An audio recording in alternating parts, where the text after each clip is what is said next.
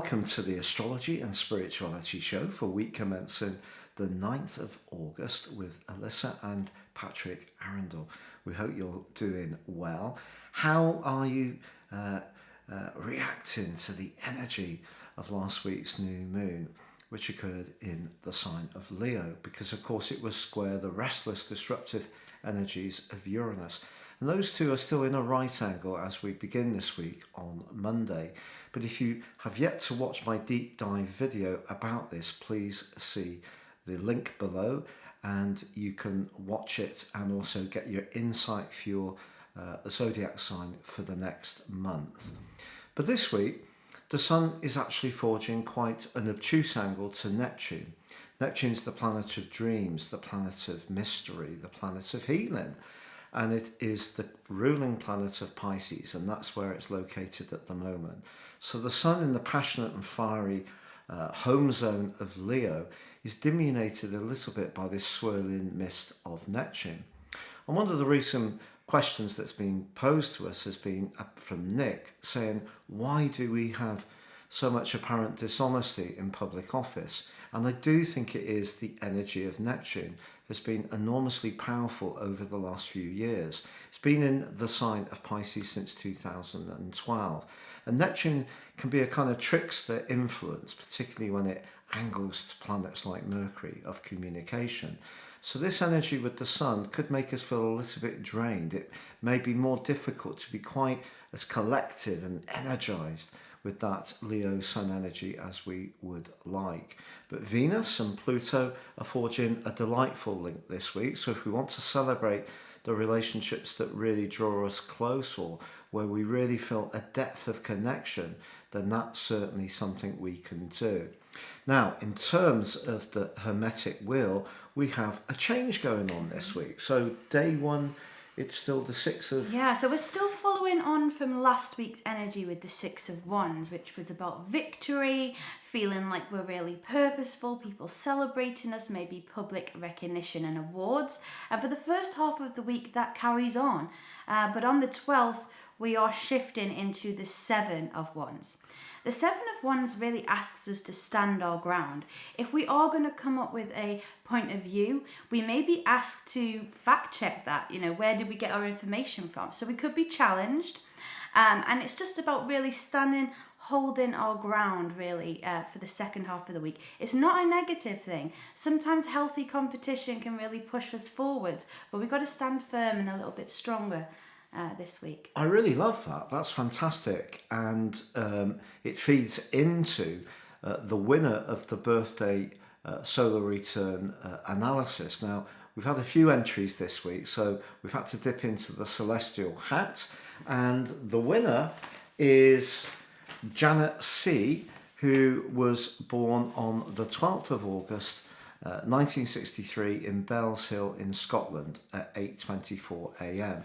Now, I haven't had a chance to look at these charts at all today, but if you'd like to enter your details for the birthday forecast, you can do so from week commencing the 16th of August. If your birthday's in the following 7 days, please write to us, drop your details below in YouTube, and you can be entered into the 3 prize draw. So let's have a little look then. So the first thing that we can see from putting Janet's chart on the screen is that she has the Sun and Venus quite close together in the sign of Leo in the 11th house. So on the face of it, you'd think this is someone who is awesomely sociable and interactive. Certainly the potential for being very radiant with the energies of the Sun warming up the energies of Venus. Now, in traditional astrology, some astrologers would argue that the Sun kind of almost diminutes the energy of Venus in what's known as a combust. But for me, I feel that that warms things up. Also, the North Node, though it's in Cancer, it's still in the 11th house. So I think Janet has had a desire to connect with others, but there's a bit of a contradiction going on because we also have Uranus and Pluto and Mercury in turn all in the 12th house, and they're all in Virgo. So that's a very precise set of influences. Mercury's in its home zone, in the sign of Virgo, but in the 12th house, this is going to give Janet a much more psychological personality for that apparent sunny, outgoing radiance that ordinarily would be would come from the Sun conjunct Venus in the sign of Leo in the 11th house. But you do have Mars in the sign of Libra, giving you a desire for balance in your relationships. Technically, it's in detriment. It's in the second house, so security is important to you.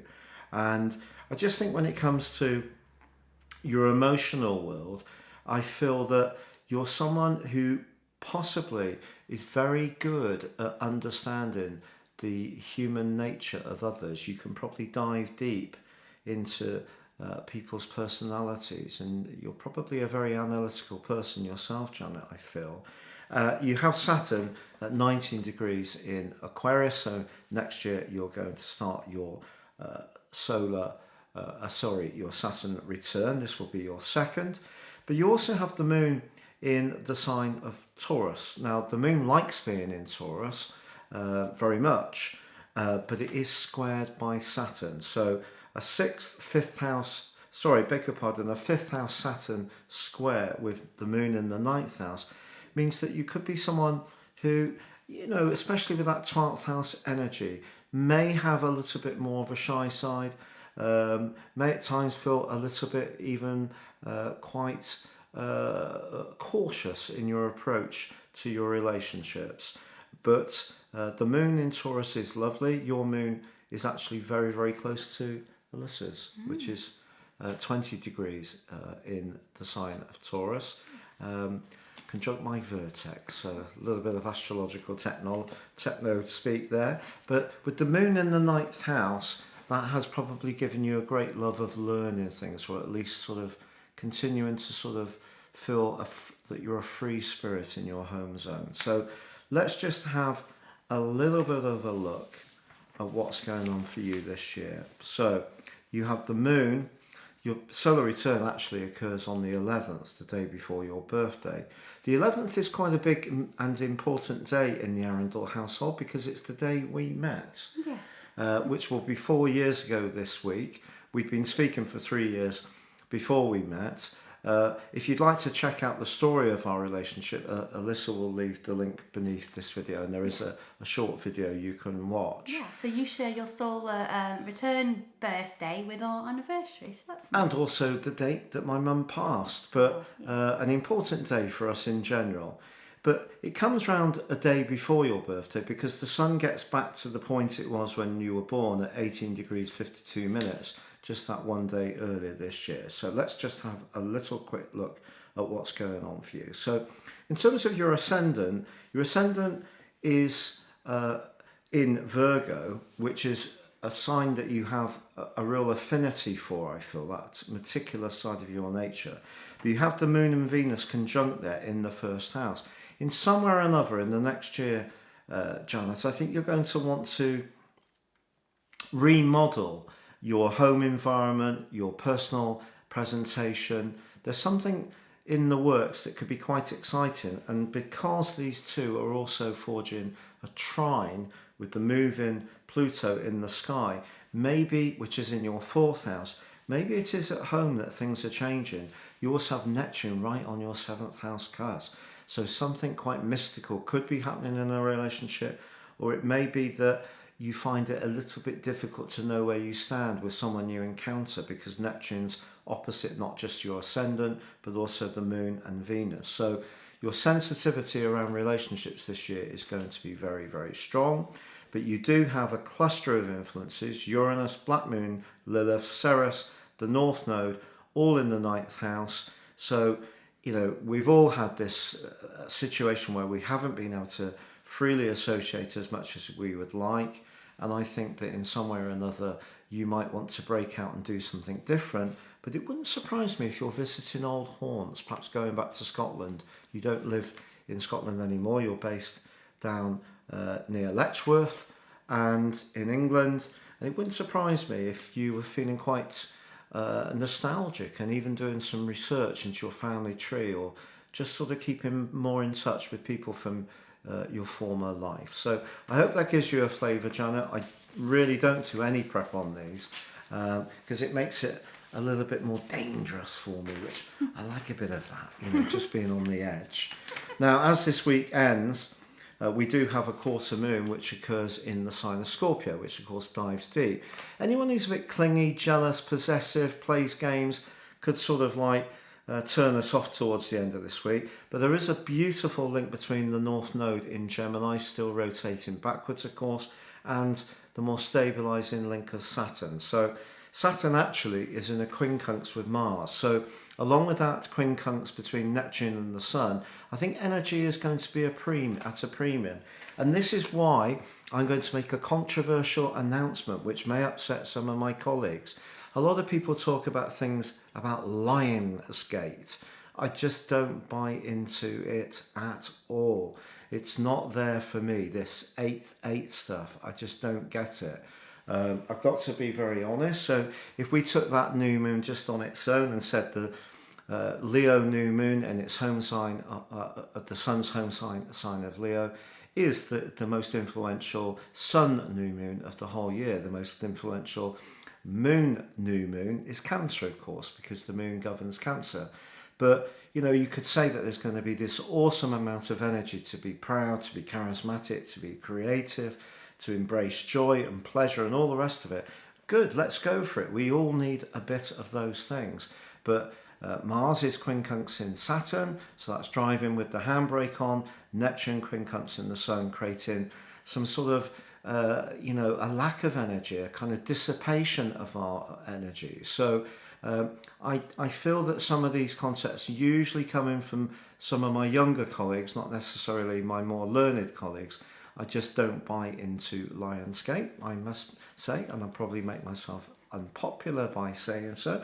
We are getting consistently 4 or 5 people who dislike this show every week, and they seem to do it within the first hour. Whatever it is you don't like, please jog on, because you don't grind us down, you just amuse us, because it's obviously malicious. Now, let's have a card of the week. Okay, so I picked these cards because I like to choose cards that I feel like the vibe for that week. And Great. These are the ones that I'd lost for ages, and then we found them under the bed. So we're using them this week. Now, I'm going to reveal a very, very, very controversial inside piece of knowledge. The wheels on the bottom of our bed got broke. 3 of them. Now, how this happened, I have no idea at all, sire. But we had to repair them, so we got the divan up to put in 3 new casters, and there were these cards. I know, so brilliant. That's funny, isn't it? I have no idea at all. Okay, do you want to pick the card? Take a card, any card. Any card. Okay. Oh, that's nice. really nice. Okay, so the card here is friendship, and it's these 2 people on a beach just looking out, and the archangel that rules this card is Uriel. Archangel Uriel is known as the angel of wisdom. So if we put that energy with friendship, I feel this week we could get some pearls of wisdom or some good advice from somebody that is close to us. Perhaps it's somebody that we've not been in touch with for a little while, and then that friendship comes together. Because sometimes in life, sometimes there are people that are so close to us that are friends or our family. They are our soul tribe, if we want to use that modern term. But then there are other people in our lives who are our friends, who we don't speak to all the time, but we know that they are there for us and they can offer us a different point of view. So I feel like that's the kind of energy that could come in this week, some sound advice from somebody who cares about us. Yeah, that's lovely. I actually had a conversation last night with a friend of mine that we haven't probably spoken since we were in our 20s, early 20s perhaps. So about 40 years. And sadly, something's happened in his family, and so I reached out and we had a chat, and it was really lovely to connect, and all the old jokes, and it's just absolutely fabulous so that we still have that kinship. So friendship is something that's so precious, and if we've been through anything in life, even if it struggles with people, if we can see the humour in it and celebrate that what we did encounter, it is a very, very precious thing to do. Now, if you'd like to get your free daily horoscope fired to your device each morning, absolutely, for nout, as they say up north in England, then please see the link beneath this video. We'd also like to say thank you to our patrons for bearing with us. We've not been keeping you quite as personally updated because we've had people working on the house the last week. We've had a couple of people staying with us who did a terrific job, but it has made it a bit more difficult to keep up. But we will be in touch very soon. Thank you so much for your support. If you'd like to subscribe to this channel, I'd like to tell you about a new project that Elisa has started to evolve, and that is the story of the tarot. Now, 2 cards have already been done, which is the Fool and the Magician, and this concept is really, really different. And Elisa will leave the links for both those cards underneath this video. Please check those out because it's a very different approach than is out there at the present time. And you're going to go on to do the whole of the major and minor arcanas. Yeah, so if you want to join me for that animated series, then please do. I'd be honoured to have you on the journey. Thank you so much. Well, have a great week. Remember, we can make progress with the benefit of the warmth and the charisma of that wonderful Leo new moon. But the disruptive energies of Uranus suggest we're both in fixed signs that we have to flex, that staying exactly as we are probably isn't an option, and we just need to be aware that our physical vitality and the speed that things happen at may not be quite as fast as we would like. So from the A team, it is Goodbye from him. and it's goodbye from us. Goodbye.